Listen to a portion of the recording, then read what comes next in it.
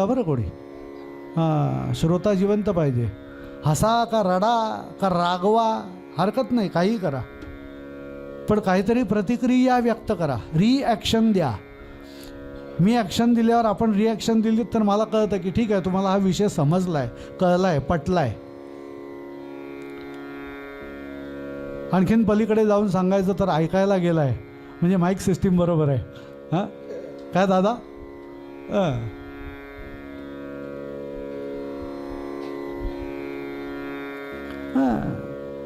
काय आहे माहिती आहे, माणसाला भीती कशाची आहे?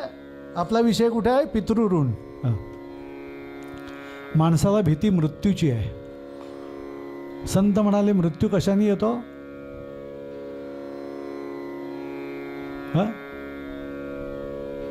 काय बागडे साहेब, मृत्यू कशाने येतो? संत विचारतात मृत्यू कशाने येतो. काल आमच्या एका आत्याचा फोन आला अमेरिकेतून. मला म्हणाली तुझं प्रवचन खूप छान होत आहे, आम्ही ऐकलं पाहिलं. मी म्हटलं कसं काय? म्हटलं बागड्यांची कृपा आहे, दुसरं काय नाही का. हां, असो, गमतीचा भाग. असे आमचे बागडे साहेब या ठिकाणी रोज येऊन सेवा देत आहेत आपली. पण आपापल्या परीने प्रत्येकजण उत्तम सेवा देऊ लागला ना की कार्य उत्तमच पार पडतं. लक्षात ठेवा, कधीही काहीही कमी पडत नाही. ती अन्नपूर्णा आमच्या गौरीताईंच्या माध्यमातून आम्हाला रोज असं काही सुग्रास अन्न आणखीन वाढते काय विचारता सोय नाही. काल संकष्टी चतुर्थी होती, मोदक खायला घातले. घ्या, मोदक या शब्दामध्ये मोद हा आनंदाचा भाग आहे. मोद म्हणजे काय? आनंद. मला हे सांगायचं आहे आपल्याला की पितृऋणातून उतराई व्हायचं असेल तर श्राद्ध पक्षादी कर्म करावीच लागतात, न करून चालत नाही. किमान 3 वर्ष तरी आपल्याकडे पद्धती आहे, रूढी आहे, किमान 3 वर्ष तरी सागरसंगीत श्राद्ध, ब्राह्मण बसवून स्वयंपाक सिद्ध करून आणि त्या ठिकाणी उत्तम रीतीने श्राद्ध करावं.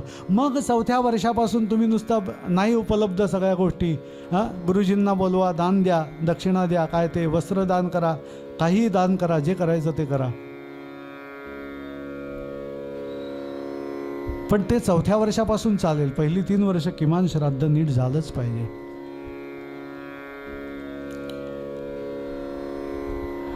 आणि लक्षात घ्या, जर का आपला सत्यसंकल्प असेल ना तर आपल्याला सगळ्या गोष्टींची उपलब्धता होते. होते की नाही? नक्की होते.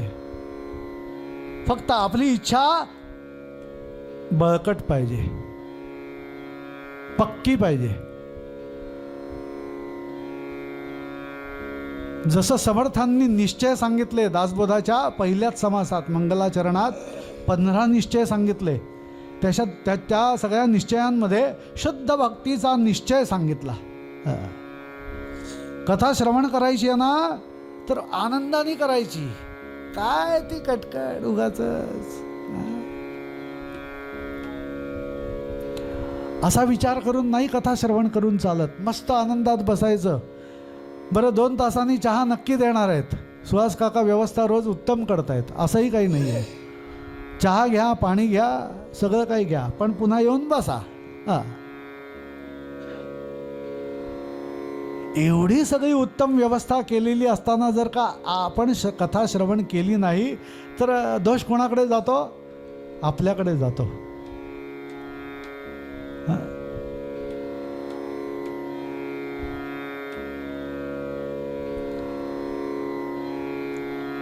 विषय कुठे आहे आपला? त्या व्यास महर्षींनी आपल्याला आपल्या पुत्राला जवळ केलं आणि आनंद काय सांगावा, काय वर्णन करावा, शब्दातीत आनंद झाला हो व्यासांना. आणि अरे पितरांच्या उद्धाराकरता, ते पण तेच सांगतायत, पितरांच्या उद्धाराकरता स्वतःला उत्तम गती मिळण्यासाठी गृहस्थाश्रमाला दुसरा पर्याय नाही. आणि असं ज्यावेळेला गृहस्थाश्रमाचं वर्णन त्यांनी सुरू केलं त्यावेळेला खरं म्हणजे त्याच्या आधी त्यांनी काही प्रश्न विचारले. मुलगा जन्माला आला, शुकमुनी जन्माला आलेत, आपण जय जयकार करूया आणि मग पुढे जाऊया. श्री शुकमुनी महाराज की. शुकमुनींचा जन्म झाला आणि त्यानंतर मग त्यांना बृहस्पतींच्याकडे पाठवलं गेलं, आपल्या गुरूंच्याकडे वसिष्ठांकडे पाठवलं गेलं आणि उत्तमपैकी वेदविद्या आणखीन त्या ठिकाणी शिकवली गेली गुरुजींच्या माध्यमातून, आपल्या कुलगुरूंच्या माध्यमातून. आणि वेदविद्या शिकून आलेला मौंजी बंधनानंतर वेदविद्या शिकली, जे काय आत्मसात केली ती आत्मसात केलेली विद्या पुन्हा परत आला आपल्या वडिलांकडे. वडिलांना आनंद झाला, कौतुक वाटलं खूप. त्यांनी विचारलं, त्यांनी जे काही तुला शिकवलं, जी काही विद्या दिली, त्यांनी तुझं समाधान झालं की नाही? उत्तर दे. त्यांनी सांगितलं समाधान झालं, पण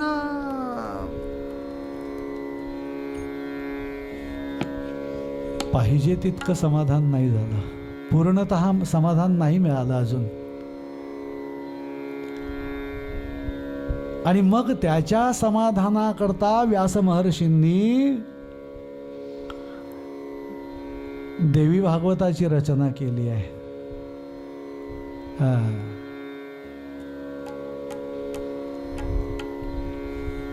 त्याचं पारायण केलं, श्रवण केलं.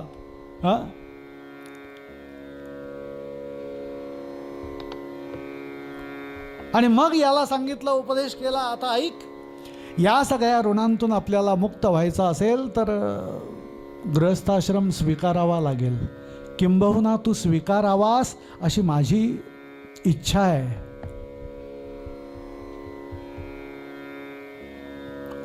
तो म्हणाला, छे छे छे छे छे, मग एवढी वेदविद्या मिळवली कशा करता? आत्मविद्या ज्याच्यातून मिळेल ती वेदविद्या, ती आत्मविद्या जर का मिळवायची तर छे छे म्हणाला, संसार नको, विषयांचा उपभोग नको, तो गृहस्थाश्रम याकरता बिलकुल नको आहे मला. कारण का, अहो गृहस्थाश्रम म्हणजे काय आहे?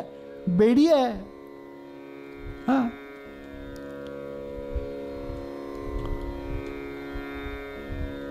एकदा गृहस्थाश्रम स्वीकारायचं ठरवलं की ती बेडी आणखीन अशी काही बसते पायामध्ये. आशा नाम मनुष्याणाम काचिदाश्चर्य शृंखला ययाबद्धा प्रधावंती आणि मुक्तास्तिष्ठन्ति पंगुवत. तो म्हणाला, ते लग्न वगैरे मला करायचं नाही, गृहस्थाश्रम स्वीकारायचा नाही. ज्या विद्येच्या योगे नव्हे नव्हे, ज्या आश्रमाच्या योगे आणखीन आत्मविद्या प्राप्त होईल, मोक्षाची वाट खुली होईल, आणि मोक्षाला मला जाता येईल, नवे नवे मोक्षाची प्राप्ती होईल, असं काहीतरी सांगा, काय करावं? ते म्हणाले, तेच तर मी सांगतोय, आधी प्रपंच करावा नेटका. समर्थ वचन आहे.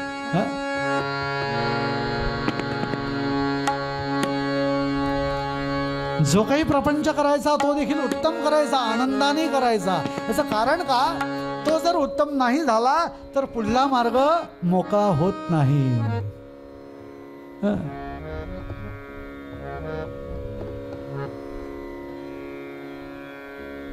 म्हणून आपल्याकडे 4 आश्रमांची व्यवस्था आहे. पहिला आहे ब्रह्मचर्याश्रम, त्यानंतर आहे गृहस्थाश्रम, जो आवश्यक आहे. मला सांगा, कुणीही लग्न न करण्याचा निर्णय जर का घेतला काय, तर समाजाची जी काही व्यवस्था आहे, उद्या साधू संन्यासी आहेत, संत महंत आहेत, सत्पुरुष आहेत, आपल्या दारोदार येणारे भिक्षेकरी मंडळी आहेत, अतिथी आहेत, त्यांना जेवायला खायला घालणार कोण? साधी गोष्ट आहे, व्यवहाराची गोष्ट आहे.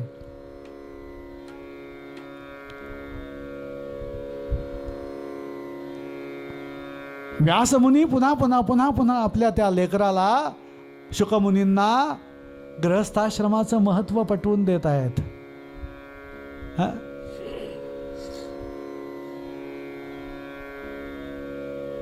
अंगाला राख फासून बसायचं, नाहीतर हिमालयात जाऊन बसायचं, तपश्चर्या करायची अगदी तरुणपणात, आणि मग म्हातारपणात तीच आजीबाई विचारते टी व्हीवरती, कुठलं नाटक आहे? अरे आयुष्याचं नाटक संपायची वेळ आली आता तुमची. आता कसलं आणखीन नाटक बघताय, कसलं नाटक करताय?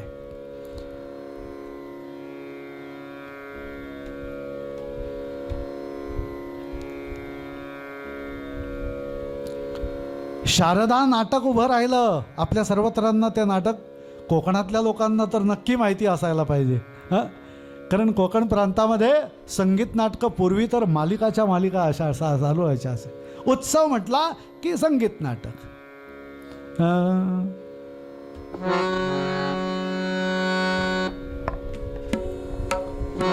ज्यावेळेला जरठ बाला विवाह आणखीन होत असत, त्या जरठ बाला विवाहावरतीच आणखीन रचलं गेलेलं, त्याच विषयावरती रचलं गेलेलं नाटक.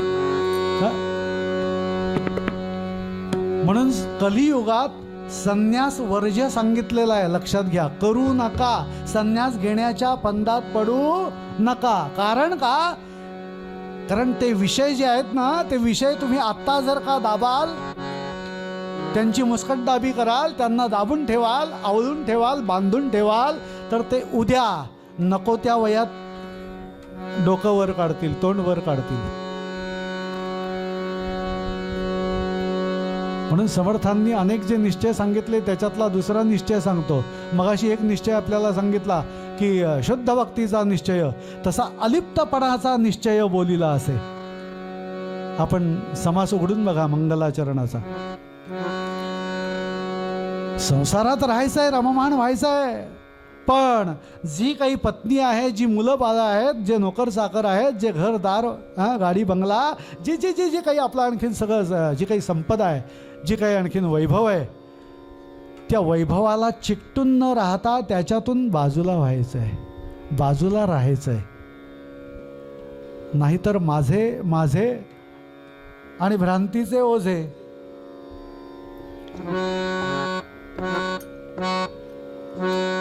बडोद्यातल्या एका महात्म्यांनी एक पद लिहिलं होतं आणि आमच्या अजितभाई, पंडित अजित कडकडेंनी गायलं होतं. फार पूर्वीच्या याच्यातली गोष्ट आहे. चौलला आमचा कार्यक्रम होता तेव्हा आले होते, तेव्हा त्यांनी ते गाणं ऐकवून दाखवलं होतं. स्वर मध्यमच राहू दे.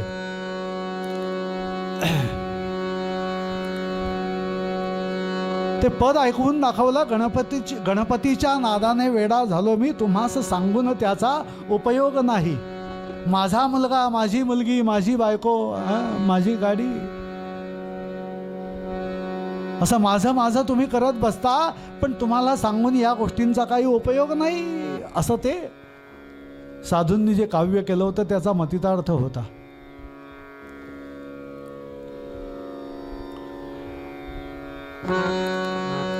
विवाह करायचा आहे, गृहस्थाश्रमात यायचं आहे, पण गृहस्थाश्रमात नाही राहायचंय. लिप्त असूनही अलिप्त, मग्न असूनही बाहेर.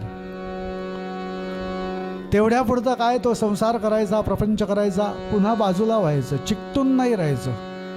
नाहीतर अहोरात्र एकच विचार, मी माझं, काय उपयोग आहे?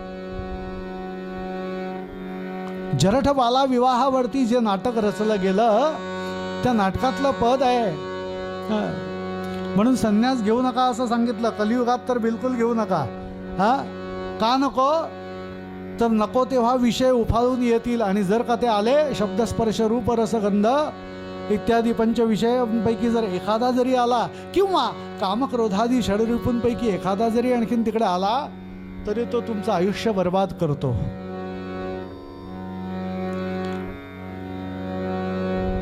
म्हातारा तुकान अवघे, म्हातारा तुकान अवघे, पाऊन शेवयमा.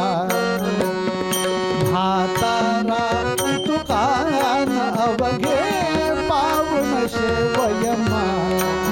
शारदा नाटकातलं पद आहे, सपखल बसणारं पद आहे. शारदेचं वय किती, आणि जो वर सांगून आला होता, नवे नवे जो म्हातारा लग्न करायला तयार झालेला होता,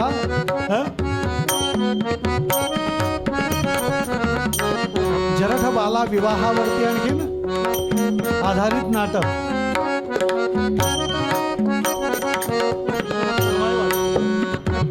म्हातारा इतुका नाव घे पाऊण शेवयना, फुटले दोन्ही कान, फुटले दोन्ही कान, डोळे पितले. कवींनी वर्णन केलंय दंताजीचे ठाणे उठले, फुटले दोन्ही कान, फुटले दोन्ही कान, अवघे पाऊण शेवयमा. इतुका अवघे पाऊण शेवयमा, म्हातारा इतुका अवघे पाऊण शेवयमा.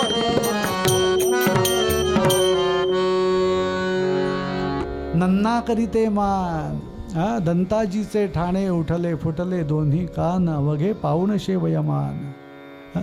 सजन हो,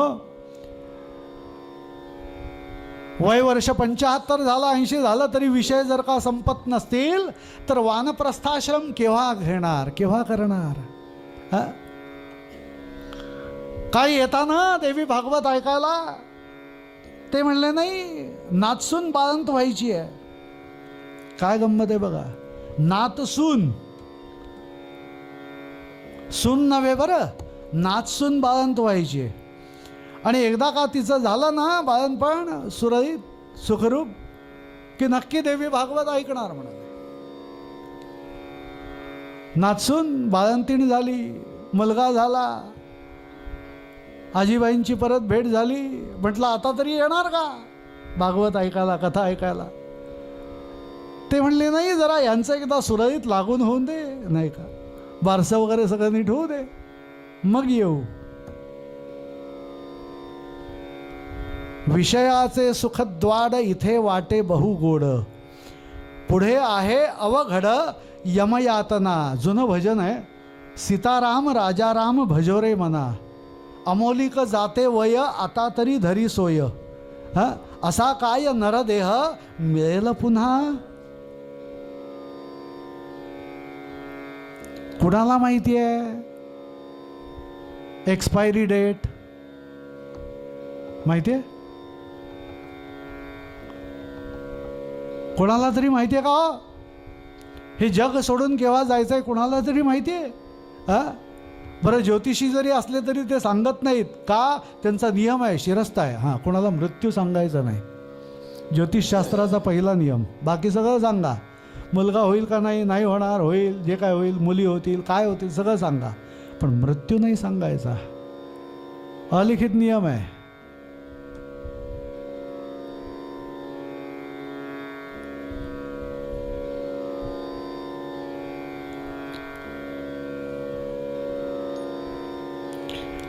पुन्हा पुन्हा पुन्हा पुन्हा पुन्हा पुन्हा व्यास महर्षी त्याच गृहस्थाश्रमाचं महत्त्व पटवून देण्याचा प्रयत्न करतायत.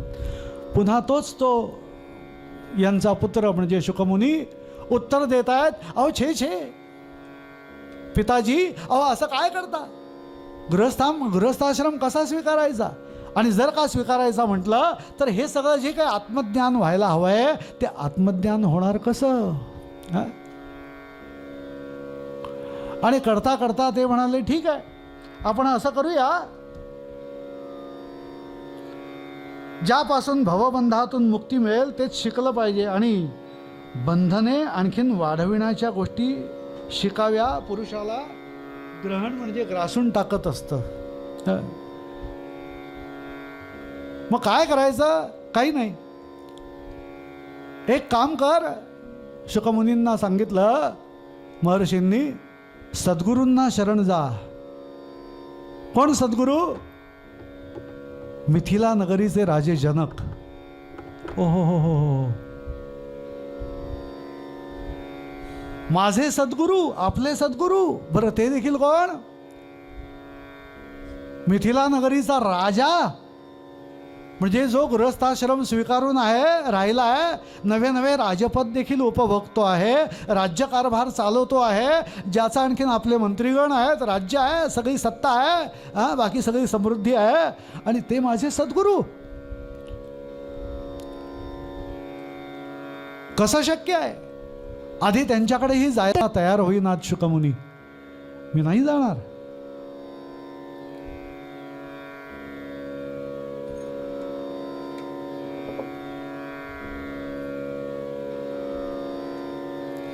काय करायचं? जायचं की नाही जायचं, जायचं की नाही जायचं, द्विधावस्था. पण पितृ आज्ञा मोडता येत नाही, जायचं. आणि एक दिवस आपल्या वडिलांची आज्ञा घेतली, त्यांना शिरसाष्टांग नमस्कार केला आणि त्यांचा कृपाशीर्वाद घेतला. आणि वडिलांनी म्हणजेच महर्षींनी, व्यास महर्षींनी आपल्या लेकाला जवळ घेतलं, सांगितलं, बा जा उत्तम विद्या शिकून ये,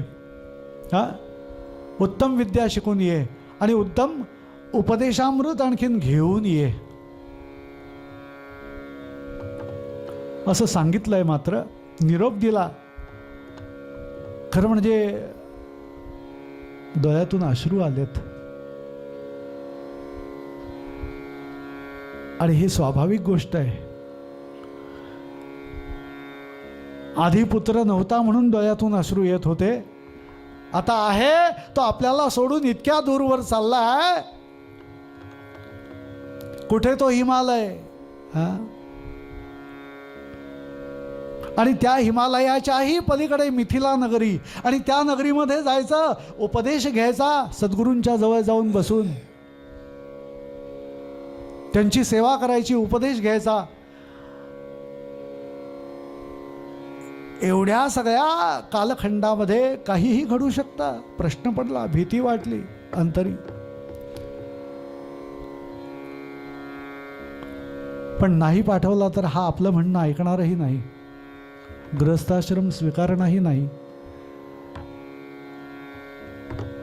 अशी पित्याला काळजी लागली. आणि म्हणून कृपाशीर्वाद नवे नवे आपल्या बाळाला, त्या शुकमुनींना आशीर्वाद दिला. आणि मजल दर मजल करीत स्वारी निघाली शुकमुनींची. सगळं अंतर जे होतं ना, ते 2 वर्ष लागली पार करायला, हिमालयापर्यंत पोचायला. त्याच्या पलीकडल्या आणखीन बाजूला अजून 100 दिवस लागले, ज्या मिथिला नगरीत याला पोचायचं होतं. केवढी शक्ती लागली असेल, केवढं धैर्य लागलं असेल, विचार करा. केवढं सामर्थ्य लागलं असेल, विचार करा. पण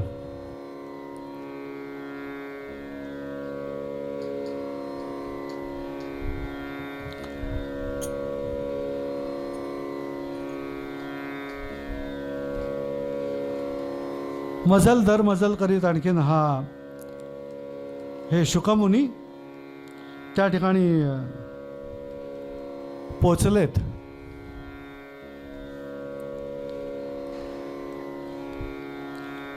शुक पुन्हा बोलू लागलेत एका ठिकाणी की सर्वथैव दुःखाने भरलेला हा गृहस्थाश्रम मी मुळीच करणार नाही असा मनाशी संकल्प केला. आणि तरीसुद्धा आता आपल्या वडिलांच्या आज्ञेस्तव हे जावं लागतंय, सद्गुरूंची सेवा करायची आहे, आणि म्हणून जायला निघाला. हो हो हो.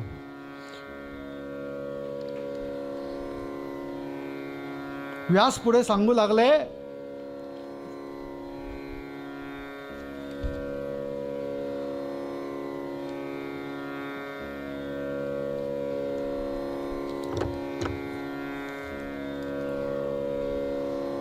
शुकमुनी आलेत, मिथिला नगरीपर्यंत पोचले. आणि त्या द्वारपालांनी पहिलं अडवलं शुकमुनी. हो, कोण तुम्ही? आतमध्ये नाही जाता येणार. म्हटलं नाही जाता येणार? का बरं? राजाची परवानगी नाही तशी कुणालाही आत सोडायला. बरं.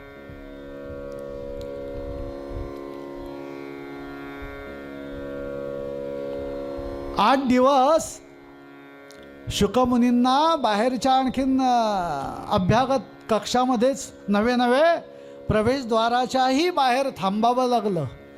अलीकडल्या भाषेत सांगायचं तर वेटिंग हॉलमध्ये, वेटिंग रूममध्ये थांबावं लागलं. आणि दरम्यान हा जो द्वारपाल आहे तो द्वारपाल तत्वज्ञानाची चर्चा करू लागलाय शुकमुनींच्या बरोबर. काय गंमत आहे बघा. काय नाव आपलं म्हणाले? शुकमुनी. सुख म्हणजे काय मला सांगाल का जरा? सुख म्हणजे काय, दुःख म्हणजे काय? आणि करता करता यांची रोज चर्चा सुरू झाली आहे. कोण बोलतोय? द्वारपाल बोलतोय आणि त्याच्याशी त्याच्या सद्भाग्याने शुकमुनी बोलतायत, प्रश्नांची उत्तरं देत आहेत. तत्वज्ञानाची चर्चा सुरू आहे आणि तत्वज्ञानाची चर्चा करायला राजा जनकाचा एक दूत, एक सेवक, एक सामान्य द्वारपाल समर्पक उत्तरं देतोय. त्यांनी विचारलेल्या प्रश्नांना सुद्धा त्यांच्याशी चर्चा करतोय सुखदुःखाची.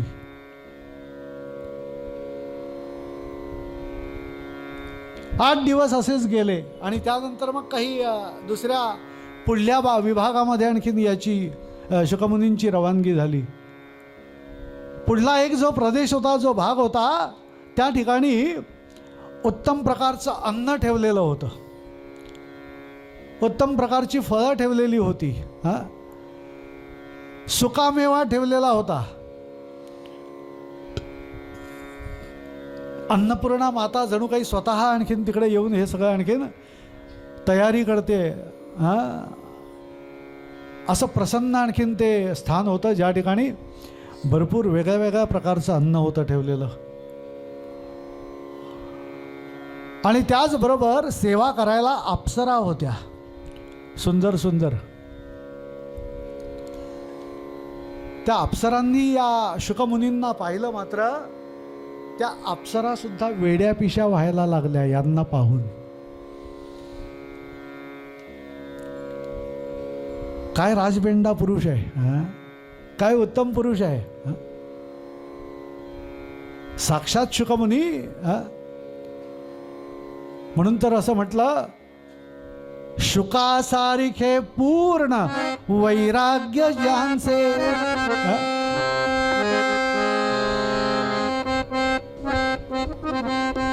कोणाही व्यक्तीच्या चेहऱ्यावरती जे काही तेज असतं ना, आणि ते जर का वैराग्याचा असेल ना, विषय आजपर्यंत ज्यांनी कधी उपभोगला नाही, मनात विषयाचं चिंतन सुद्धा केलं नाही,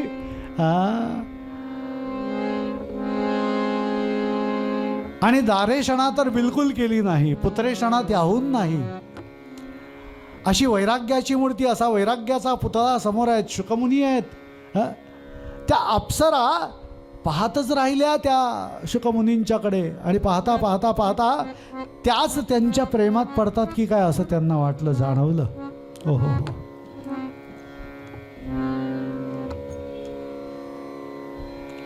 सज्जन हो,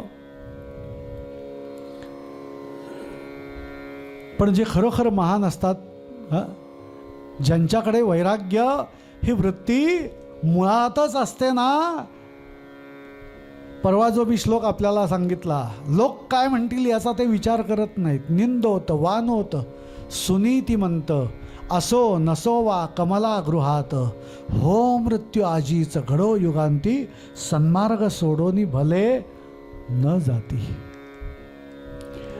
मला आत्मज्ञानाची प्राप्ती व्हायला हवी आहे अशी मनाशी इच्छा धरून आलेले शुकमुनी, मला सद्गुरूंचा उपदेश हवाय, ते आत्मज्ञान मिळवायचं आहे की ज्या आत्मज्ञानाच्या माध्यमातून ज्ञानादेव तू कैवल्यम, ते ज्ञान मला हवं आहे. कैवल्यपदाची प्राप्ती हवी आहे, मोक्षपदाची प्राप्ती हवी आहे, आणि तो मोक्ष मिळावा याकरता ही सगळी तडफड आहे, ही सगळी झडपड आहे, हे सगळे प्रयत्न आहेत. एवढं प्रकारचं अन्न ठेवलेलं होतं, पण शुकांनी अन्नग्रहण देखील खूपसं काही केलं नाही. नाहीतर काय, सामान्य कोणी मनुष्य असता तर त्याही काही खाऊ शकला असता, नाही अशातली गोष्ट नाही. पण संत कसे असतात, ते जगण्यासाठी खातात. संत वृत्तीची जी मंडळी असतात, वैराग्य वृत्तीची जी मंडळी असतात, लोक असतात, ते जगण्यासाठी खातात. आणि सामान्य लोक कसे असतात, ते खाण्यासाठी जगतात. हा बेसिक फरक लक्षात घ्या, मूळ फरक लक्षात घ्या दोन्ही जीवांमधला. दोन्हीकडे जीव आहे, प्राण आहे. पंचप्राणांची आणखीन त्या ठिकाणी स्थापना केलेली आहे भगवंतानी. पण तरीसुद्धा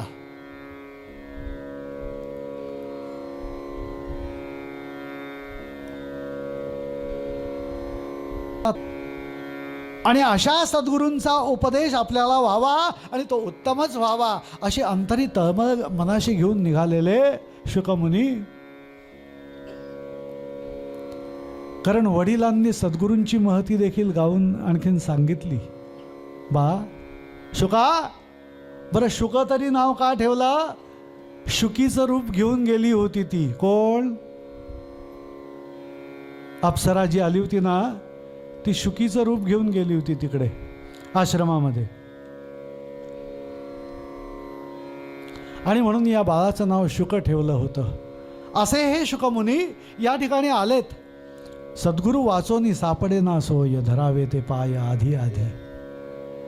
ज्यांच्याकडे गेल्यानंतर काहीतरी अध्यात्म विद्या आपल्याला शिकायला मिळेल, ज्ञानाची प्राप्ती होईल, मनाशी इच्छा धरून शुकमुनींची स्वारी आली आहे. पण अजून ती वेळ जमून येत नाही, तो योग जमून आलेला नाही आहे. धरावे ते पाय आधी आधी ही कृती करायला हवी आहे. नवे नवे ती कृती केल्यानंतर सद्गुरूंचे चरण आपल्याला सापडायला हवेत. याच्याकरता केलेले प्रयत्न अजून पूर्णपणे यशाकडे जात नाही आहेत. अजूनमध्ये आणखीन अडसर आहेत.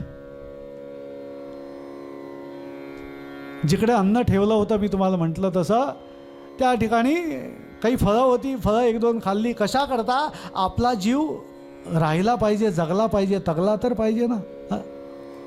अजिबात अन्नग्रहण न करता जर का राहिलं तर प्राण निघून जातील, देह सोडून जातील ते. आणि जर का ते देह सोडून गेले तर आत्मविद्या मिळवायची. म्हणून थोडंसं अन्न घेतलंय, फळं घेतली आहेत एक दोन, आणि वाट पाहत आहेत.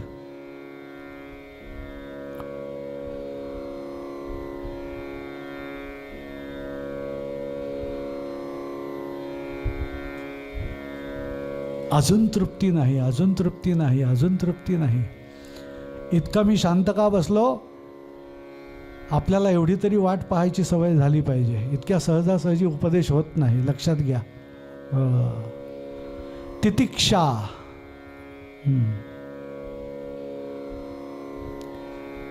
नाही तर जरा 2 मिनटं गाडी उशिरा आली की लगेच यांची झाली तगमग सुरू, बंबाबंब. 5 मिनटं उशिरा झाली, 10 मिनटं उशिरा झाली, बघा वाजला फटाका.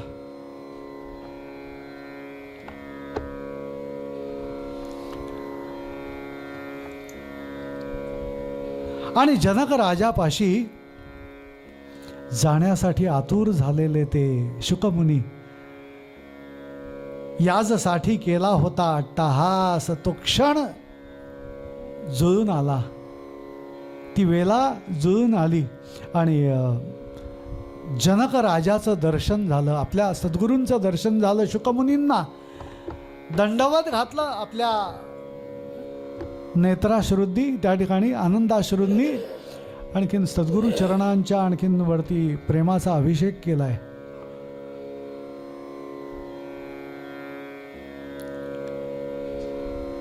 राजांनी बसायला सांगितलं, आसन वगैरे दिलं आणि मग चर्चा सुरू झाली आहे.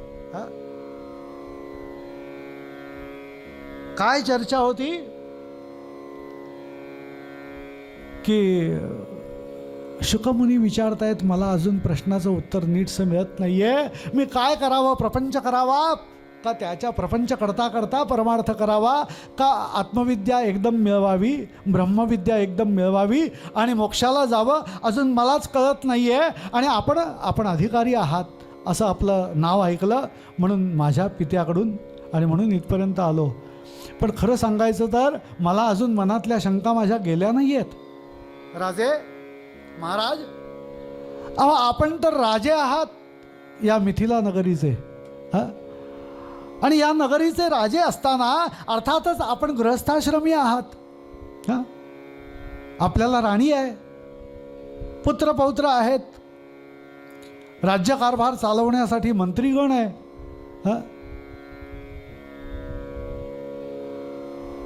धनसंचय केलाय, सुवर्णसंचय केलाय, राज्यकारभार चालवायचा म्हणून शस्त्रसाठा केलाय.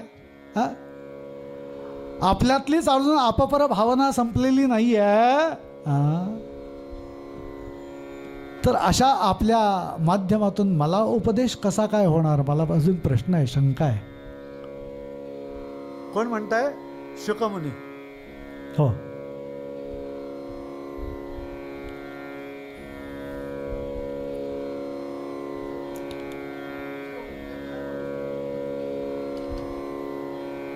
श्री जगदंब.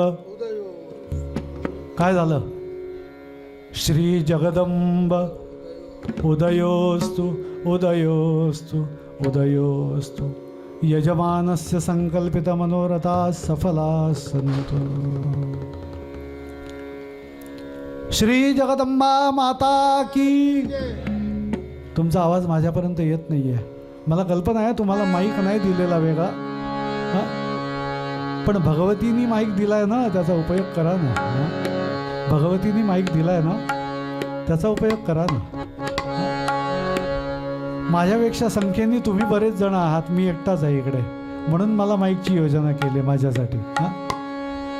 आपण बरेच संख्येत आहात म्हणून आपल्यासाठी माईकची गरज नाही. ते म्हणाले हरकत नाही, त्यांचा आवाज येईल बुवा तुमच्यापर्यंत. श्री जगदंबा माता की. अजून एकदा, श्री जगदंबा माता की. बस, चहा नक्की मिळेल, काळजी करू नका. असो सज्जन हो, शुकमुनी आलेत आणि राजा जनकाच्या जवळ आणखीन तिकडे आल्यानंतर अनेक प्रश्न विचारतायत. काय सांगावं?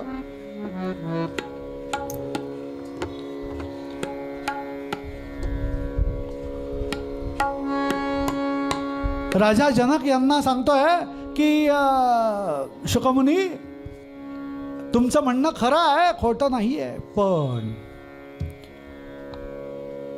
तुम्हाला जे वाटतंय ना की गृहस्थाश्रम म्हणजे कारागृह आहे, बंदीखाना आहे, असं बिलकुल नाही आहे.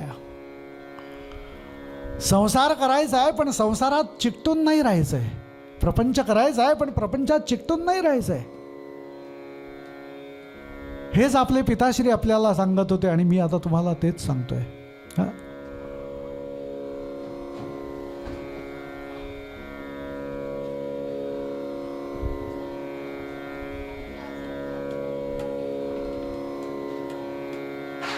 सावकाश, काळजी घ्या.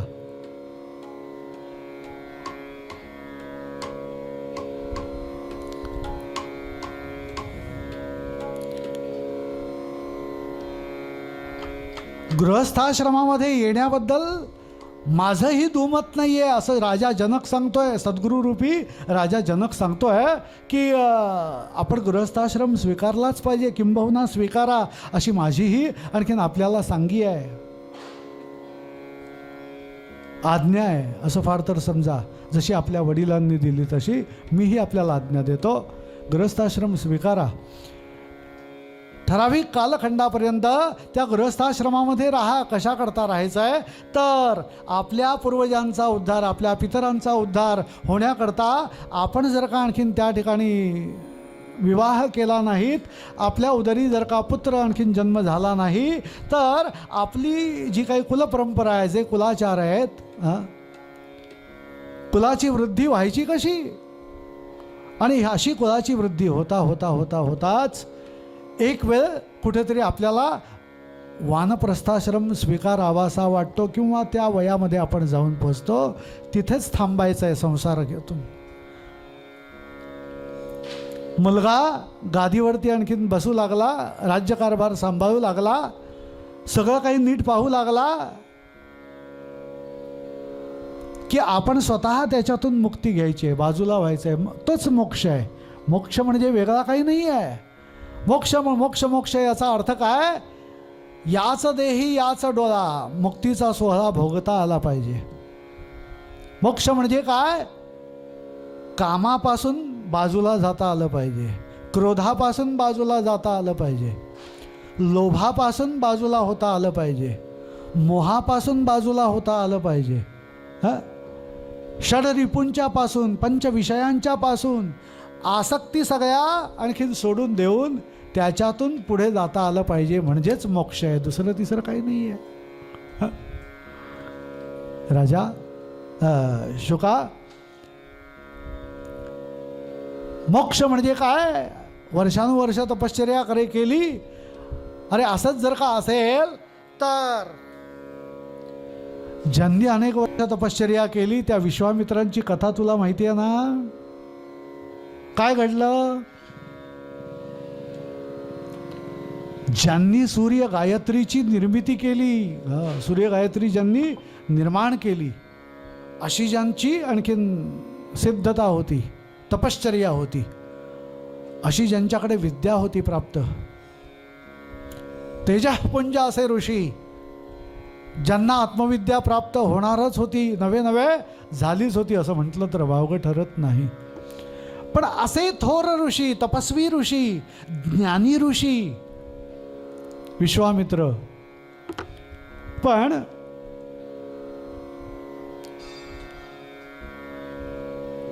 एक वेळ अशी आली की त्या मेनकेच्या नादाला लागले आणि सगळी विद्या आणखीन भस्मसात झाली. यांच्याकडे जी आत्मविद्या होती, जे तप केलं होतं, जो जप केला होता,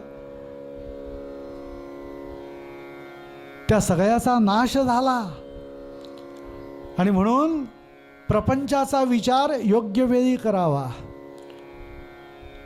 जसं श्लोककारांनी काल परवा सांगितलं की निर्वाणदीपे किमुदैल दानम, हे जसं तसं वयोगते किम वनिता विलासहा. ठराविक वयामध्येच आणखीन विवाह झाला पाहिजे, लग्न झालं पाहिजे, गृहस्थाश्रम स्वीकारला पाहिजे, आणि मग त्यानंतर मग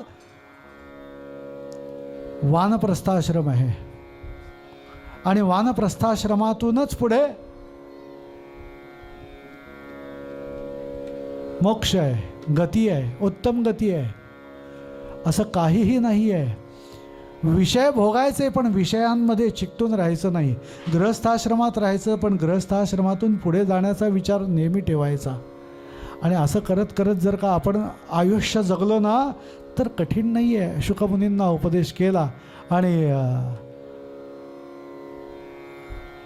शुकमुनींना ही गोष्ट पटली. बुवा, शुकमुनींना विवाह करायला मुनी तयार झाले. नंतर मग विवाह खरोखर केला की नाही केला, आणि मग काय काय झालं, घडलं काय, कथा काय पुढे झाल्या, बऱ्याच काही कथा आणखीन झाल्या. पण त्या ऐकण्यासाठी तुम्हाला जरा थोडंसं जर का आणखीन ताजेतवानेपणा यायला पाहिजे, तर म्हणून चहापानाची व्यवस्था केली. चहा घेऊन या आणि मग पुन्हा इकडे येऊन बसा. काय झालं, आधी फ्रेश व्हा आणि मग चहा घ्या. श्रीराम श्रीराम, जय राम, जय जय राम. श्री जगदंब उदयोस्तु उदयोस्तु उदयोस्तु.